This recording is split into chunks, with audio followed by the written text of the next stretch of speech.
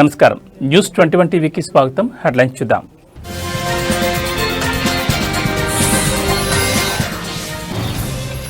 అనంతపురంలో ఎన్టీఆర్ భరోసా పెన్షన్ల పంపిణీ పాల్గొన్న జిల్లా కలెక్టర్ డాక్టర్ వినోద్ కుమార్.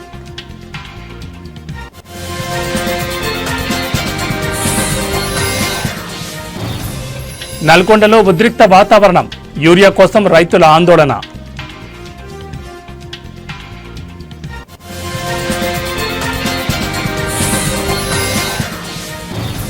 నాలుగేళ్లు తెలంగాణలో చదివితేనే లోకల్. తెలంగాణలో లోకల్ కోటాపై సుప్రీంకోర్టు సంచలన తీర్పు.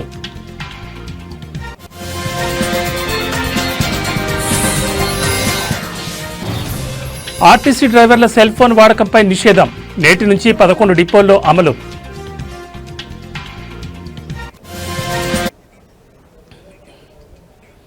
అనంతపురం రూరల్ మండలంలోని చియ్యేడు గ్రామంలో ఎన్టీఆర్ భరోసా పథకం కింద లబ్ధిదారుల ఇంటి వద్దకే వెళ్లి జిల్లా కలెక్టర్ డాక్టర్ వినోద్ కుమార్ స్వయంగా పెన్షన్లు పంపిణీ చేశారు. ఈ సందర్భంగా జిల్లా కలెక్టర్ లబ్ధిదారులతో మాట్లాడుతూ పలు వివరాలను ఆరా తీశారు. సచివాలయ ఉద్యోగులు ప్రతి నెల ఇంటి వద్దకే వచ్చి పెన్షన్లను పంపిణీ చేస్తున్నారా? ప్రభుత్వం ఇచ్చిన పెన్షన్ డబ్బులు సరిపోతుందా? మీకు ఉపయోగపడుతోందా? ఎందుకు ఉపయోగించుకుంటున్నారు? ఇందులో పొదుపు ఏమైనా చేస్తున్నారా అంటూ పలు వివరాలు జిల్లా కలెక్టర్ అడిగారు. మీకేమైనా సమస్యలున్నాయా? ప్రభుత్వం నుంచి ఏమైనా సహాయం చేయగలుగుతామా అంటూ జిల్లా కలెక్టర్ అడిగి తెలుసుకున్నారు. ఈ సందర్భంగా జిల్లా కలెక్టర్ మాట్లాడుతూ ఎన్టీఆర్ భరోసా పథకం కింద పెన్షన్ల పంపిణీ సజావుగా పూర్తి చేయాలని ఆదేశించారు. లబ్ధిదారుల ఇంటి వద్దకే వెళ్లి పెన్షన్ ఇవ్వాలన్నారు. జిల్లాలో ఎన్టీఆర్ భరోసా పథకం కింద మొత్తం 2,80,471 పెన్షన్లు ఉన్నాయని, పెన్షన్ల కోసం 123,86 రూపాయలు పంపిణీ చేయడం జరుగుతుందన్నారు. పెన్షన్లను పూర్తి స్థాయిలో పంపిణీ చేయాలన్నారు. ప్రభుత్వం అందించిన పెన్షన్లను లబ్ధిదారులు సద్వినియోగం చేసుకోవాలని సూచించారు. ఈ కార్యక్రమంలో sarpanch T Gangadhar Reddy, DRDA PD Shailaja, DPO Nagaraju Naidu, ZP CEO Shivashankar, వామా పీడీ సలీం బాషా, ఎంపీడీఓ దివాకర్, సచివాలయ ఉద్యోగులు, లబ్ధిదారులు తదితరులు పాల్గొన్నారు.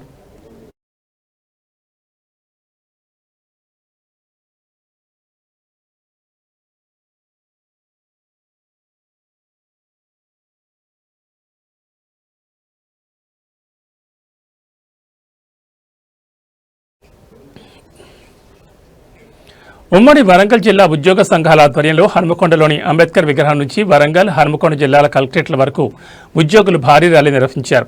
ఈ సందర్భంగా ఉద్యోగ సంఘాల నాయకులు తమ డిమాండ్లను తెలియజేశారు. ఈ రోజున పెన్షన్ల విద్రోహ దినంగా ఉద్యోగులు భావిస్తున్నారని నాయకులు తెలిపారు. ప్రభుత్వం తమ సమస్యలను వెంటనే పరిష్కరించాలని వారు డిమాండ్ చేశారు. ముఖ్యంగా పెండింగ్లో ఉన్న డిఏలు, పీఆర్సీ బకాయిలను వెంటనే విడుదల చేయాలని కోరారు.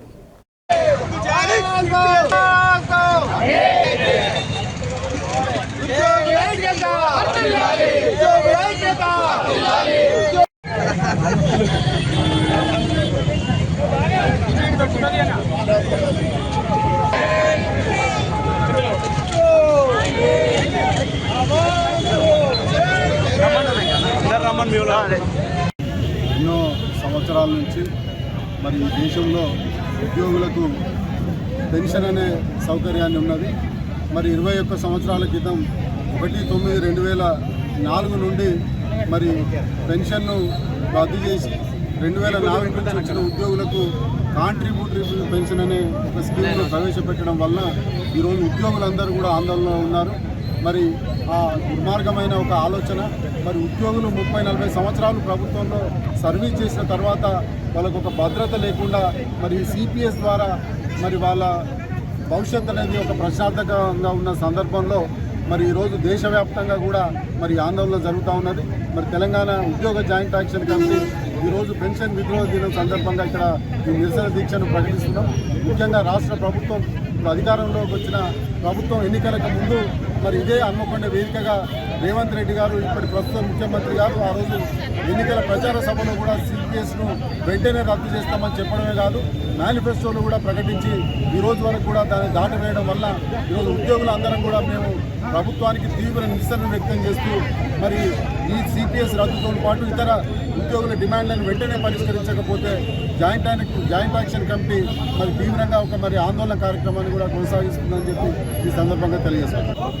సెప్టెంబర్ 2024 తెలంగాణ భారతదేశ ఉద్యోగులందరి జీవితాల్లో ఒక చీకటి రోజు. ఎందుకంటే గత ప్రభుత్వాలు ఏదైతున్నాయో 10% కాంట్రిబ్యూషన్ అని చెప్పి కొత్తగా కాంట్రిబ్యూటరీ పెన్షన్ స్కీమ్ తీసుకురావడం జరిగింది. మరి పెన్షన్ అనేది ఉద్యోగులకు వచ్చే భిక్ష కాదు, ఉద్యోగుల యొక్క హక్కు అని చెప్పి సుప్రీంకోర్టు కూడా నగర జడ్జిమెంట్లో చెప్పడం జరిగింది. మరి ఉద్యోగస్తులు వారి రిటైర్మెంట్ తర్వాత వారి సర్వీసులో ఉన్న జీతభత్యాలను ఆపుకొని రిటైర్మెంట్ తర్వాత ఇచ్చే పెన్షన్ తప్ప మరి ఉద్యోగస్తులకు ప్రభుత్వం ఇచ్చే భిక్ష కాదు. మరి ఈ ప్రభుత్వం కూడా మేనిఫెస్టోలో పెట్టింది. మరి ప్రభుత్వం రాగానే పెన్షన్ సిపిఎస్ రద్దు చేస్తాం, ఓపీఎస్ తీసుకొస్తామని చెప్పి గౌరవ ముఖ్యమంత్రి గారు మేనిఫెస్టో పెట్టడం జరిగింది. మరి దానిలో భాగంగానే ఈరోజు మా రాష్ట్ర జేఏసీ అధ్యక్షుడు మారా జగదీష్ గారు, మరి సెక్రటరీ జనరల్ 33 జిల్లా కేంద్రాలలో కూడా ఉద్యోగ ఉపాధ్యాయ కార్మిక దేశాధికారుల పక్షాన మరీ ముఖ్యంగా ఇక్కడ వరంగల్ హన్మకొండ ఉమ్మడి జిల్లాల జేఏసీ పక్షాన కూడా పెద్ద ఎత్తున కార్యక్రమాలు తీసుకోవడం జరిగింది. దీని తర్వాత మధ్యాహ్నం 3 గంటలకు మరి ఆర్టీసీ కళాతోరణంలో కూడా పెద్ద ఎత్తున మా రాష్ట్ర నాయకత్వం కార్యక్రమం తీసుకున్నది. మేము ఈ సందర్భంగా గౌరవ ముఖ్యమంత్రి గారు ఒకటే కోరుతున్నాం, వెంటనే సిపిఎస్ రద్దు చేయాలి. అదేవిధంగా మా ఉద్యోగులకు రావాల్సిన డిఎల్ కానీ, పిఆర్సీలు కానీ, ఈహెచ్ఎస్ కానీ, పెండింగ్ బిల్స్ కానీ, మా రిటైర్మెంట్ అయిన ఉద్యోగులు కూడా దాదాపు 20 నెలల నుండి ₹1 కూడా పెన్షన్ తప్ప ₹1 రాకుండా కూడా వాళ్ళు నిరాశ తీసుకున్నారు. రాజమండ్రి ప్రభుత్వాసుపత్రిలో హెడ్ నర్స్గా పనిచేసి ఉద్యోగ విరమణ చేసిన మాజీ ఎంపీ జీవి హర్షకుమార్ సతీమణి శ్రీమతి సరళకుమారికి ఘన సత్కారం జరిగింది. రాజమహేంద్రవరంలోని ప్రకృతి వేదిక ఫంక్షన్ హాల్లో జరిగిన కార్యక్రమంలో పలువురు ప్రముఖులు ఆమెను సత్కరించి శుభాకాంక్షలు తెలిపారు. ఈ కార్యక్రమంలో అనపర్తి ఎమ్మెల్యే నల్లమేలి రామకృష్ణారెడ్డి, అనపర్తి నియోజకవర్గం తెలుగుదేశం పార్టీ పరిశీలకులు ఆకుల రామకృష్ణ, తూర్పుగోదావరి జిల్లా తెలుగుదేశం పార్టీ సాంస్కృతిక విభాగం అధ్యక్షులు సత్తి దేవదానాబాబా తదితరులు పాల్గొన్నారు.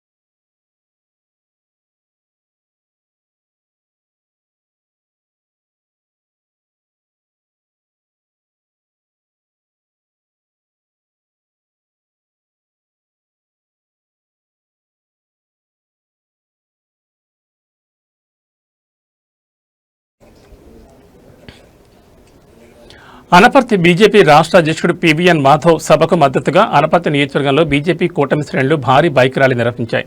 స్థానిక ఎమ్మెల్యే నల్లమేలి రామకృష్ణారెడ్డి నేతృత్వంలో వందలాది బైకులతో కార్యకర్తలు ఈ ర్యాలీలో ఉత్సాహంగా పాల్గొన్నారు. ఎస్టీ రాజాపురం నుంచి రాజమండ్రిలోని వై జంక్షన్ వరకు ఈ బైక్ ర్యాలీ కొనసాగింది. ఈ సందర్భంగా బీజేపీ శ్రేణులు బలమైన భారత్, బలమైన బీజేపీ అంటూ నినాదాలతో హోరెత్తించారు. ఎమ్మెల్యే నల్లమేలి మాట్లాడుతూ ప్రధాని నరేంద్ర మోడీ నాయకత్వంలో భారతదేశం అతి త్వరలోనే ప్రపంచాన్ని శాసించే స్థాయికి చేరుకుంటుందని అన్నారు. ప్రతి ఒక్క పౌరుడు మోడీ నాయకత్వానికి, బీజేపీ ఎన్డీఏ కూటమికి అండగా నిలబడాలని ఆయన పిలుపునిచ్చారు.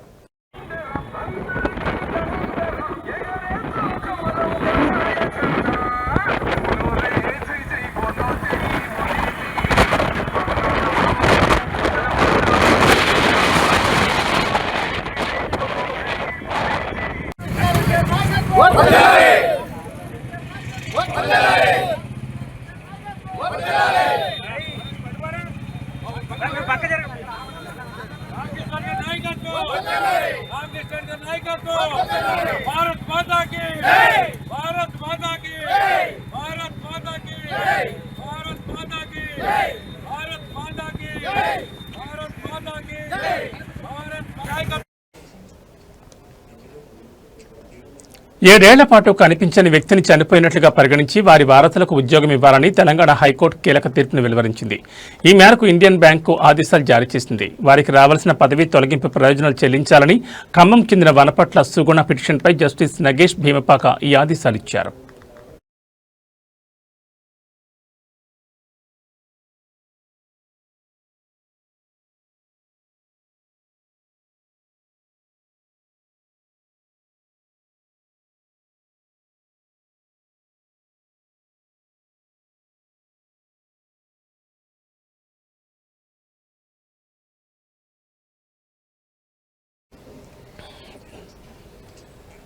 రాష్ట్ర వ్యాప్తంగా పలు జిల్లాల్లో రైతులు ఎరువుల కోసం తీవ్ర ఇబ్బందులు పడుతున్నారు. యూరియా సరఫరాలో జాప్యం, అధికార నిర్లక్ష్యంపై వారు ఆగ్రహం వ్యక్తం చేస్తున్నారు.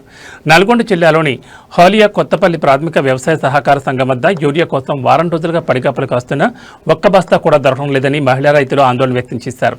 స్థానిక ఎమ్మెల్యే కుందూరు జయవీర్ రెడ్డిపై వారు తీవ్రంగా మండిపడ్డారు. సిగ్గు లజ్జ ఉండాలి. నువ్వు ఎదురు చేసినందుకు పనికి మళ్ళీ ఎదవాలని చెబుతూ ఎమ్మెల్యే పదవి చేస్తున్నావు. నువ్వు పనికి మళ్ళీ ఎదురు ఎదురు చేయాలరా? నువ్వు ఓటు చేయమని చేస్తున్నావురా? మమ్మల్ని కాలు పట్టుకునేది ఎట్టుందిరా? ఇలా ముప్పై చేస్తున్నావు. పనికి మళ్ళీ ఎదవ చేయొద్దు, రావద్దు. నువ్వు ప్రపంచానికి ఎందుకు వచ్చినావు? ఊపిరి పెట్టిన దానికి ఎందుకు? నేను మగవానే, నేను తోపనే చెప్తున్నావు. కూడి లేక నీళ్ళు లేక అవతారం ఎత్తుకునే కూర్చున్నావు. ఇవాళ 10 రోజులు సంది ఏమిటికి వాళ్ళని నీరిచ్చి దిక్కులేదు, ఇక్కడ భూపెట్టి దిక్కులేదు. పిల్లలు ఇడిచిపెట్టి ఇక్కడ పండుకుంటే అవతారం ఎత్తుతున్నాము. నువ్వు ఇచ్చే ఒక్క ఊరే కట్టకు.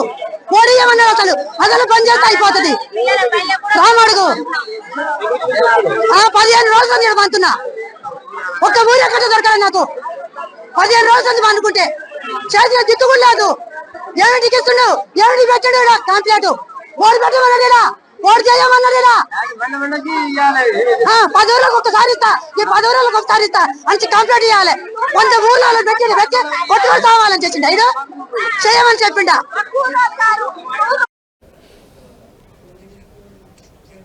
తెలంగాణలో లోకల్ కోటా కింద ఉన్నత విద్య అభ్యసించాలని అనుకుంటున్నారా? అయితే ఒక్క క్షణం ఆగండి.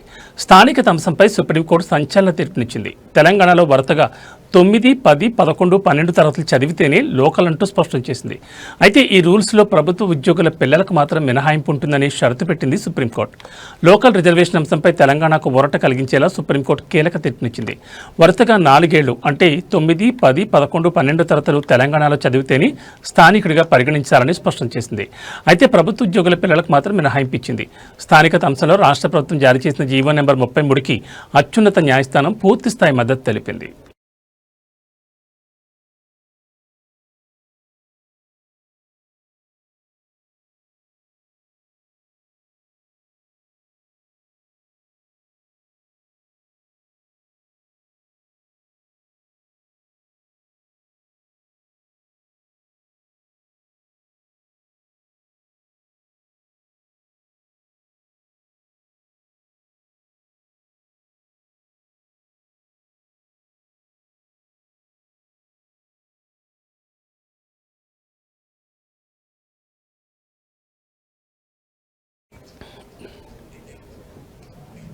బస్సు ప్రయాణికుల భద్రతను మెరుగుపరచడానికి తెలంగాణ రాష్ట్ర రోడ్డు రవాణా సంస్థ కీలక నిర్ణయం తీసుకుంది. డ్రైవర్లు డ్యూటీలో ఉండగా సెల్ ఫోన్లను వినియోగించకూడదని ఆదేశాలు జారీ చేసింది. దీని ద్వారా డ్రైవర్ల నిర్లక్ష్యం వల్ల జరిగే ప్రమాదాలకు అడ్డుకట్ట వేయొచ్చని సంస్థ భావిస్తోంది. ఈ కొత్త నిబంధన నేటి నుంచి పైలట్ ప్రాజెక్టుగా అమల్లోకి రానుంది. డ్యూటీలో చేరే ముందు డ్రైవర్లు తమ సెల్ ఫోన్లను స్విచ్ ఆఫ్ చేసి డిపోలోని సెక్యూరిటీ ఆఫీసర్ లేదా కార్యాలయంలో డిపాజిట్ చేయాలి. విధులు ముగించుకున్న తర్వాత డ్రైవర్లు తమ ఫోన్లను తిరిగి తీసుకోవచ్చు. అత్యవసర పరిస్థితుల్లో డ్రైవర్కు సమాచారం అందించడానికి డిపోలో ప్రత్యేకంగా ఒక ఫోన్ నెంబర్ను ఏర్పాటు చేశారు. ఈ నెంబర్ కాల్ చేస్తే ఆ సమాచారాన్ని బస్ కండక్టర్ ద్వారా డ్రైవర్కు చేరవేస్తారు.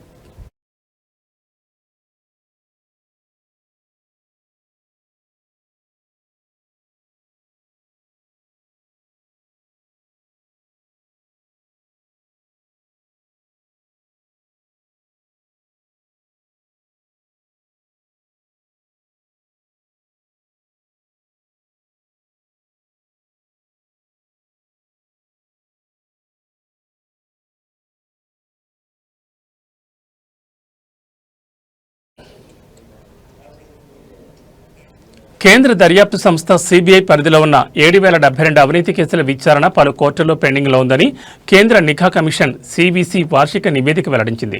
దీనిలో 379 కేసులు 20 ఏళ్లకు పైగా పెండింగ్లో ఉండడం గమనార్హం. విడుదల చేసిన ఈ నివేదిక ప్రకారం గత ఏడాది డిసెంబర్ 31 నాటికి 1,506 కేసులు 3 ఏళ్లలోపు పెండింగ్లో ఉన్నాయి. ఇది ఎంతగానో ఆందోళన కలిగించే విషయమని పేర్కొంది.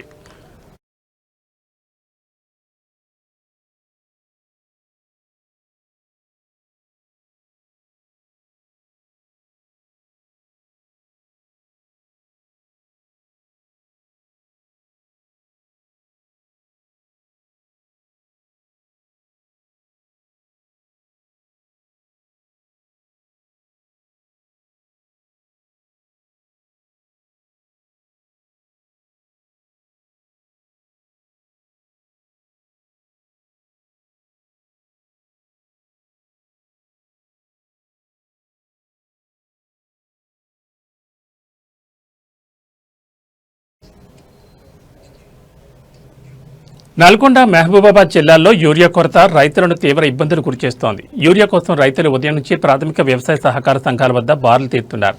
నల్గొండ జిల్లాలోని నాగార్జున సాగర్ మండలం కొత్తపల్లి గ్రామంలోని ప్రాథమిక వ్యవసాయ సహకార సంఘం వద్ద రైతులు భారీ క్యూ లైన్లలో గంటల తరబడి ఎదురుచూస్తున్నారు. యూరియా పంపిణీలో జాప్యం జరుగుతోందని రైతులు ఆవేదన వ్యక్తం చేశారు. మహబూబాబాద్ జిల్లాలోని కేసముద్రం మండల కేంద్రంలో రైతులు పోలీస్ స్టేషన్ ముందు ఆందోళన చేపట్టారు. యూరియా సరఫరాలో జాప్యం జరుగుతోందని వెంటనే యూరియా ఇవ్వాలని డిమాండ్ చేస్తూ నినాదాలు చేశారు.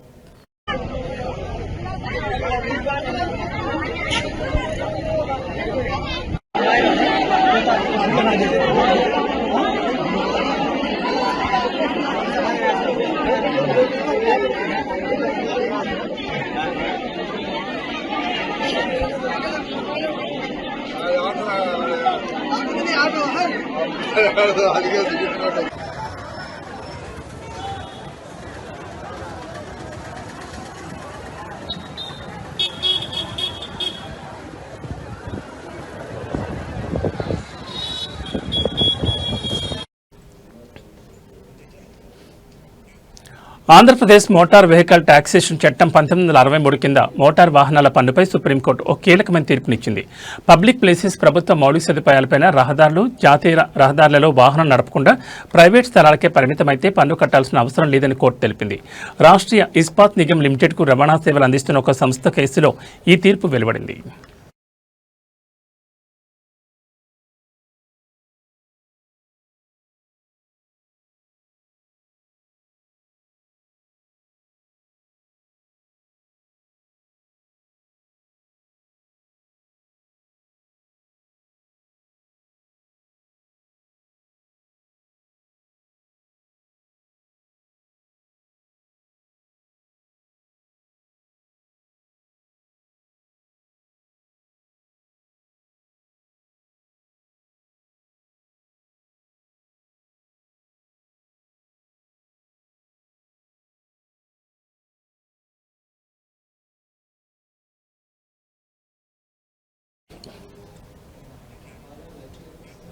దివంగత కమ్యూనిస్ట్ నాయకులు సురవరం సుధాకర్ రెడ్డి గారి సతీమణి విజయలక్ష్మి తమ వారసత్వ ఆస్తిని ప్రజల అవసరాల కోసం విరాళంగా ఇచ్చి గొప్ప ఆదర్శం చాటారు.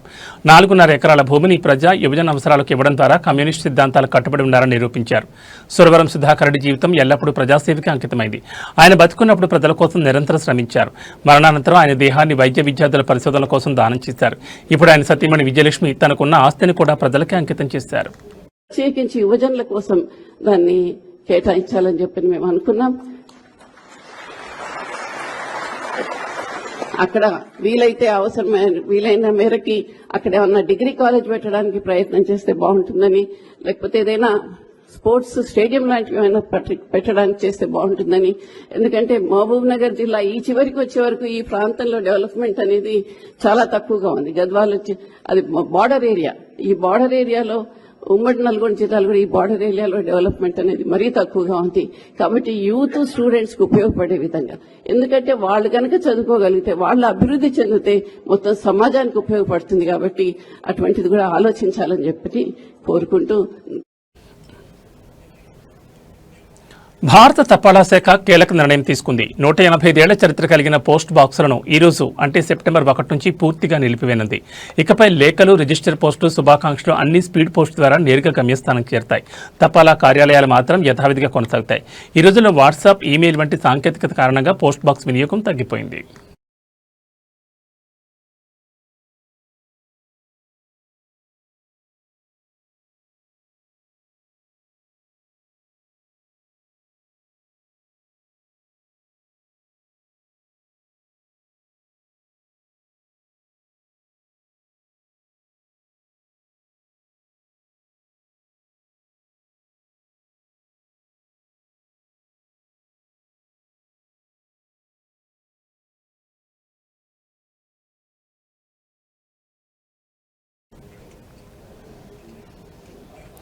ప్రధాని నరేంద్ర మోడీ ప్రసంగించే మన్ కీ బాత్ కార్యక్రమాన్ని అనపర్తి ఎమ్మెల్యే నల్లమిల్లి రామకృష్ణారెడ్డి రాజమహేంద్రవరంలో తిలకించారు. తారితోట 14 వార్డులో నివాసం ఉంటున్న ఆటో డ్రైవర్ బీజేపీ కార్యకర్త ఎస్వీవి సత్యనారాయణ ఇంట్లో ఆయన ఈ కార్యక్రమాన్ని వీక్షించారు. ఈ కార్యక్రమంలో నల్లమిల్లితో పాటు తూర్పుగోదావరి జిల్లా బీజేపీ అధ్యక్షులు Pikki Nagendra, Rajamahendravaram city assembly BJP convener Rangababu, ఇతర పార్టీ నాయకులు, కార్యకర్తలు పాల్గొన్నారు. ప్రధాని మోడీ ప్రసంగాన్ని శ్రద్ధగా వింటూ వారు ప్రస్తుత దేశ పరిస్థితులపై చర్చించారు. ప్రజలతో మమేకమై వారి అభిప్రాయాలు తెలుసుకునేందుకు ఈ కార్యక్రమం ఒక మంచి వేదిక అని నాయకులు అభిప్రాయపడ్డారు. जर्मनी के खिलाड़ी को प्रेरित कर गया, ये कौन सा विषय था? मैं आपको याद कराता हूं, मैंने पॉडकास्ट में बातों में दरअसल 2 साल पहले मैं शहडोल गया था, वहां के फुटबॉल प्लेयर से मिला था. पॉडकास्ट के दौरान एक सवाल के उत्तर में मैंने शहडोल के फुटबॉल खिलाड़ियों का भी जिक्र किया था. यही बात जर्मनी के फुटबॉल खिलाड़ी और कोच डिटमार बायर्सडॉर्फर ने भी सुनी. शहडोल के युवा फुटबॉल खिलाड़ियों ने देशों का ध्यान अपनी ओर आकर्षित कर दिया. अब जर्मनी के इस कोच ने शहडोल के कुछ खिलाड़ियों को पेशकश किया. इसके बाद मध्य प्रदेश की सरकार ने भी उनसे संपर्क किया. जल्द ही शहडोल के हमारे कुछ युवा साथी ट्रेनिंग कोर्स के लिए जर्मनी ज्वाइन करते हैं कि जब समय मिले आपको बहुत बड़ी प्रेरणा है. उन्होंने करीब 2500 शहीदों के ఏవీ బులెటిన్ అప్డేట్స్ మరిన్ని అప్డేట్స్తో మళ్ళీ కలుద్దాం. నమస్కారం.